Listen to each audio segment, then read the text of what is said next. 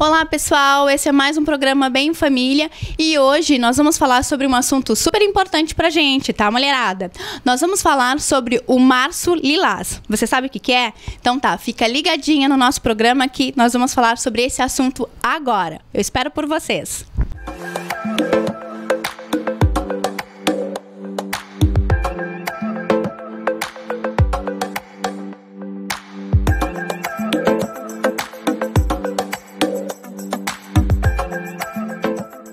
Pois bem, meninas, comemoramos no dia 8 de março, o Dia Internacional da Mulher, e estamos comemorando também em março o Março Lilás, que faz uma alusão ao câncer de colo de útero.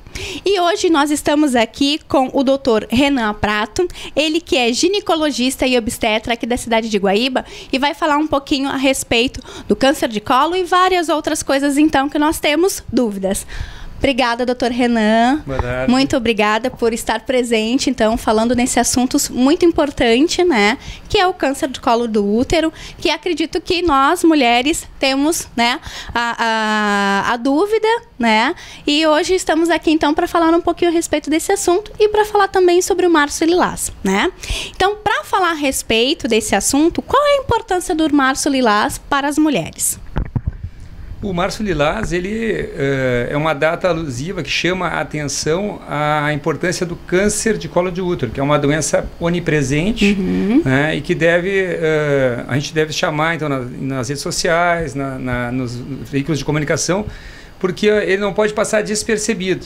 E o maior problema que as mulheres enfrentam é exatamente a desinformação. Então, o Março Lilás, ele chama a atenção especificamente para o câncer de colo de útero, para a prevenção, que é a chave do sucesso. Né? Então, é basicamente por isso. Então, é um chamamento às mulheres para saber que, olha, Março Lilás, como tem o Setembro Amarelo, da depressão, como tem o Outubro Rosa, do câncer de mama, março, né, tem o câncer de próstata, e agora o Março Lilás. São problemas de saúde pública e que são onipresentes, que a gente tem que estar ciente e consciente do problema até para poder tratar de maneira adequada. Certo, e tudo uma questão de prevenção, né? Exatamente. Por mais que as mulheres elas busquem essa prevenção, mais informação acho que nunca é demais. Nunca né? é demais, com certeza. Ótimo. E quais são os fatores de risco para o câncer de colo do útero? O câncer do colo do útero, eu vou dar um pouquinho de dados epidemiológicos, assim, atualmente ele é o terceiro câncer que mais atinge as mulheres, né, no mundo, no Brasil. Os dados do INCA de 2016 foram 16.800 casos confirmados de câncer do colo do útero no Brasil, em torno de 6.000 mortes. Então ele é o terceiro câncer que mais mata, perdendo só para o câncer de mama, que é o primeiro, e o câncer coloretal. Depois vem câncer do colo do útero. Olha só. Então, e o câncer do colo do útero, os fatores de risco principais é exatamente a infecção pelo HPV. Então, a precocidade sexual hoje, né, que é uma realidade, precocidade sexual, múltiplos parceiros, né, o próprio hábito de vida, o tabagismo e principalmente a contaminação pelo HPV. Ele é responsável por 90% dos cânceres de colo de útero.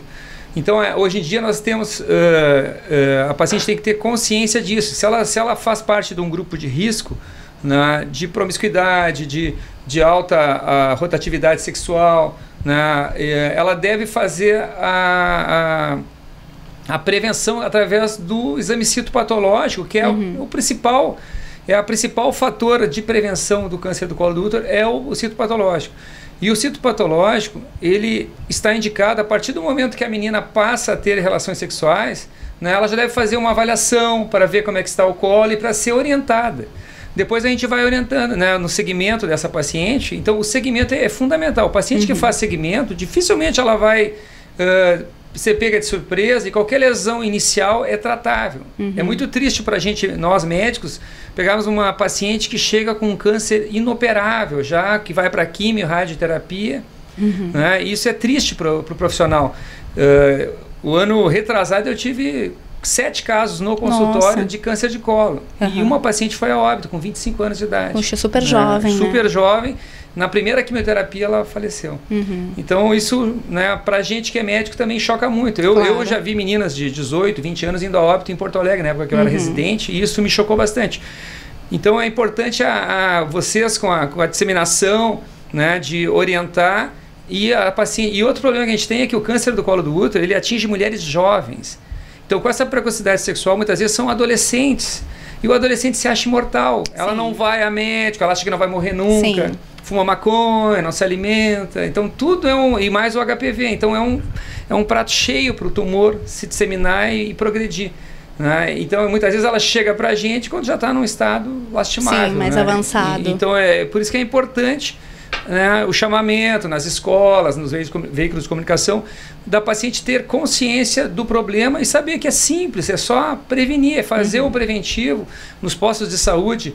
Né, você é super bem acolhido, é orientado, é feito o exame. Então, o exame existe, entendeu? A gente até, muitas vezes a gente vê que existe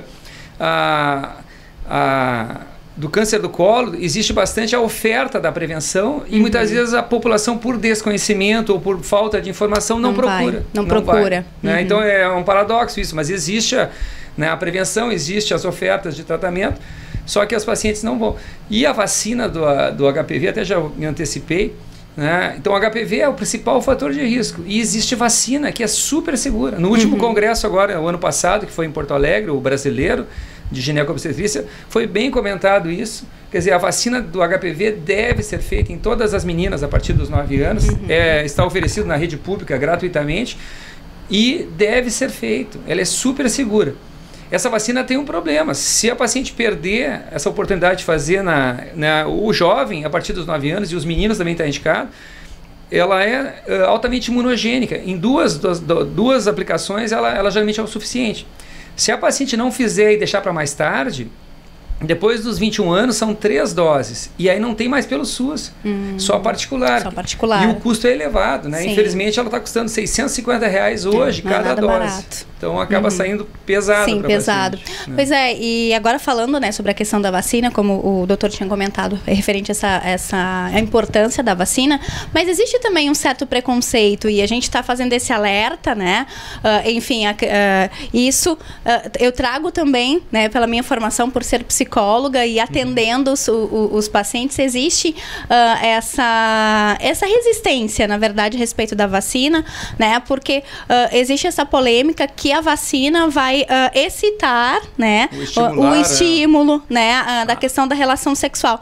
Mas não é isso, né, gente? É mais um trabalho de prevenção e de orientação, né? Eu acho que isso é fundamental. Eu acho que o nosso papel aqui, né, não só enquanto profissionais, mas o programa aqui é nesse intuito de alertar sobre a prevenção. Né? Eu acho que isso é o fator principal, né? E estamos aqui justamente para isso, né, doutor? Não, com certeza. Legal. Então, já falamos a respeito da vacina, o que há de novo sobre o tratamento do câncer do colo do útero? O câncer do colo do útero, o tratamento, a gente aborda muito o caráter preventivo, mas depois que já está instalado lesões pré-malignas ou até mesmo câncer, né, claro, aí o tratamento é o padrão, é cirurgia, casos mais graves, rádio, quimio, imunoterapia, mas geralmente cirurgia em estágios precoces é bem eficaz. Né? Existe a cirurgia, aquela bem agressiva, que é o Vertaimex, que também eventualmente tem a sua indicação. Agora, o que tem de novo hoje é a abordagem. Hoje a gente deve indicar, já foi visto isso como orientação no último congresso, mulheres a partir dos 25 e 35 anos, elas devem fazer a tipificação do HPV. Então é um exame que já existe há alguns anos no mercado, mas agora está bem consolidado a gente indicar, pelo menos em 2 momentos na vida da mulher, 25 e 35 anos. Exatamente para quê? É uma coleta que se faz do colo vaginal é um teste específico para HPV, para ver se a paciente realmente tem o HPV e que tipo é. Se são os tipos de alto grau, que a gente chama de oncogênicos e com alto risco para câncer, ou os de baixo grau. Isso vai o quê? Isso vai orientar o médico a se ele vai ser mais agressivo no abordar essa paciente. Então, pacientes que têm o exame positivo para alto grau, geralmente a gente acaba se tornando mais agressivo nas abordagens, tanto na indicação de biópsias, na indicação até de cirurgia ou de tratamentos mais efetivos e mais agressivos. Tu não espera tanto tempo até para refazer exames ou para, né, se a paciente já tem esses exames confirmando que tem alto grau. Então, e a gente avalia, claro, todo o espectro da paciente. Cada caso é um caso, mas pacientes que têm fumante, que têm alguma comorbidade, que têm queda de imunidade, né, alguns outros fatores, tudo isso soma para o médico tomar uma decisão mais pertinente a essa paciente. Então, esses exames hoje existem, estão no mercado, né, e eles corroboram para que o médico tenha mais tranquilidade no abordar a paciente. Se ele vai ser realmente mais agressivo com essa paciente, ou se eu posso até... Pacientes jovens, geralmente, muitas evoluem bem, a imunidade funciona bem, e muitas lesões elas cicatrizam sozinhas. Então, isso também a gente acompanha. Né? Mas os exames ajudam. Então, com 25 e 35, geralmente se recomenda que faça PCR para HPV, que é um exame novo, né, que é de pouco tempo no mercado e que hoje está bem consolidado também, a indicação. Então, na verdade, o indicado é sempre prevenção.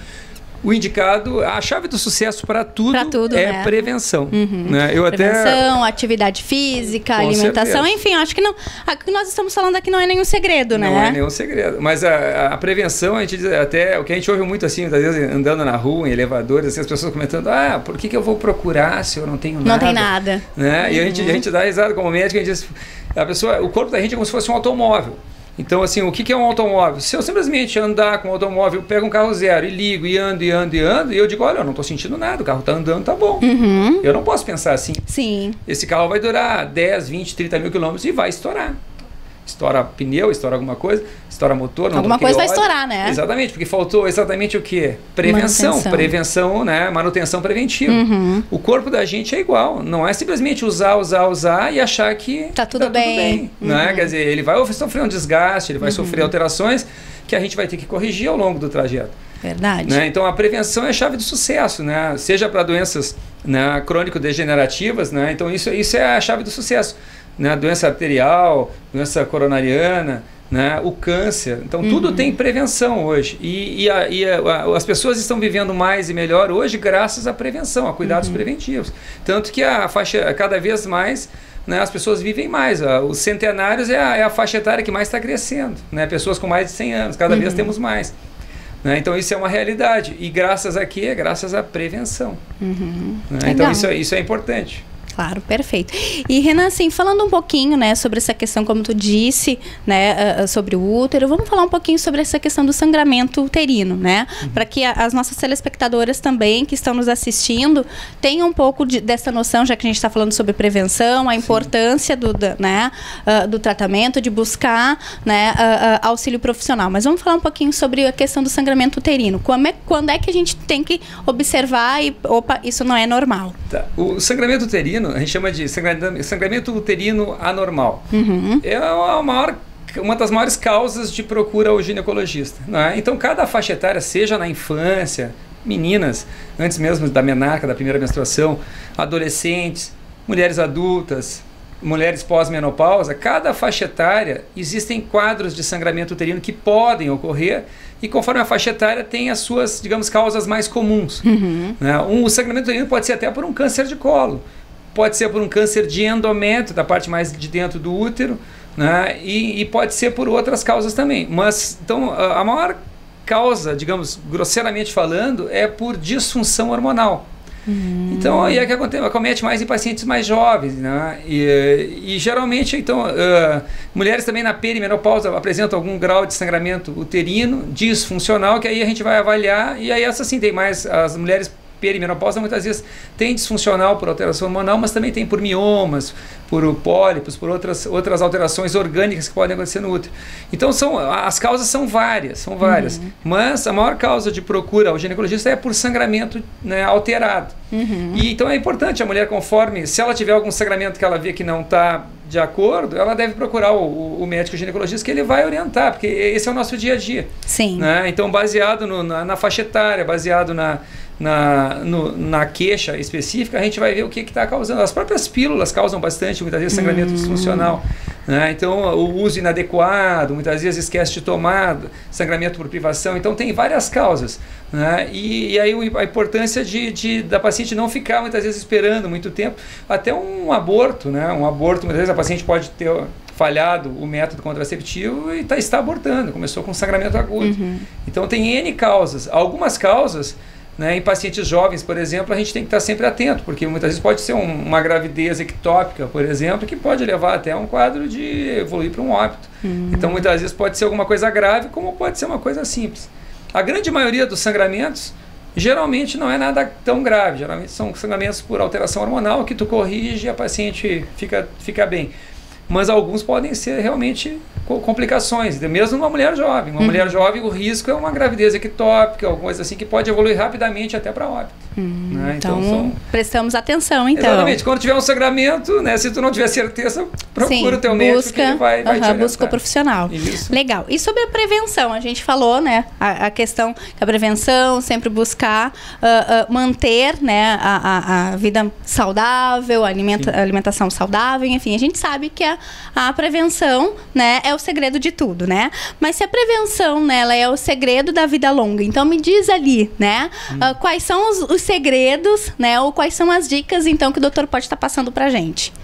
Eu vou me ater mais à área ginecológica. Claro, óbvio. A tua área também é fundamental, né? Psicologia, a gente diz hoje, depressão é o mal do século, então a gente tem cada, né, segmento, digamos, tem a sua importância. Tem a sua importância, claro. Mas na área gineco-obstétrica, então a gente diz, a chave do sucesso a gente recomenda que as pacientes, né, quando estiverem aí já numa idade que passem a ter relações sexuais, né, independente se começou precoce ou mais tarde, aí passe a fazer a sua revisão, digamos, anual com o seu médico, exatamente para ver se está tudo ok, o que é mais importante. Por exemplo, a paciente chega, a partir dos 50 anos, a gente recomenda para as pacientes que já façam prevenção de carcinoma colônico, né, colônia, endoscopia, que não é nem da nossa área, a gente caminha para colegas. Então, muitas vezes o médico que atende, e nós ginecologistas, como a gente atende as mulheres no geral e as vemos com certa frequência, a gente já vai orientando, olha, como é o clínico, né? O clínico também, muitas vezes é bom ter um bom clínico que ele vai te orientando o que tu deve fazer em relação à faixa etária que tu te encontra, né, para a prevenção. Que não quer dizer que seja só da área dele, vai te encaminhar para uma área específica. Exatamente, mas é importante porque aí tu vai ter a orientação específica de um colega exatamente para dizer, olha, né, na tua faixa etária já está indicado fazer isso, isso e isso. Então, por prevenção. Claro que a pessoa, né, ela tem que ter consciência e saber que fazendo isso ela vai estar, digamos, ajudando a evitar problemas futuros. Claro. Né? Então, ou até se antecipar a problemas e já tratar de imediato. Que essa é a chave de sucesso, é prevenir. Depois a medicina, a gente chama de prevenção, é o nível de atendimento primário. Então a prevenção é primária. Secundária é quando a pessoa já está doente. Aí a gente chama de prevenção secundária, mas já nem sempre os resultados são tão bons. E a prevenção terciária é aquela que a pessoa já fica com alguma sequela, né? Quer dizer, ela já está com um AVC, está com algum caso que é grave, pode morrer ou pode ficar toda sequelada, entendeu? Aí a prevenção terciária não é ideal que chegue nesse caso, entende? A gente sempre espera que a pessoa, né, os níveis de atendimento primário, secundário e terciário, então de preferência no nível primário. Né? Então essa é a chave de sucesso. Ok. Então, meninas, né? Então ficamos por aqui com o nosso programa. Quero agradecer então ao Dr. Renan, né? Que eu sei que a agenda é super corrida, né? Então conseguiu ter esse encaixe para poder falar então sobre esse tema que é super importante, que é o Março Lilás, né? E agradecer então, meninas. Curtam, compartilhem, comentem, a gente fica à disposição. Esse é mais um programa Bem Família e eu espero por vocês na quinta que vem. Obrigada, gente! Completo açougue com carnes de qualidade e procedência. Padaria sempre com pão quentinho, novidades todos os dias para o seu café.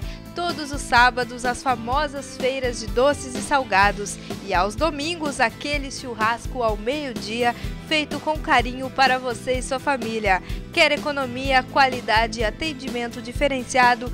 Ebenezer Mini Mercado e Açougue, Avenida Santa Clara, 432, Jardim dos Lagos.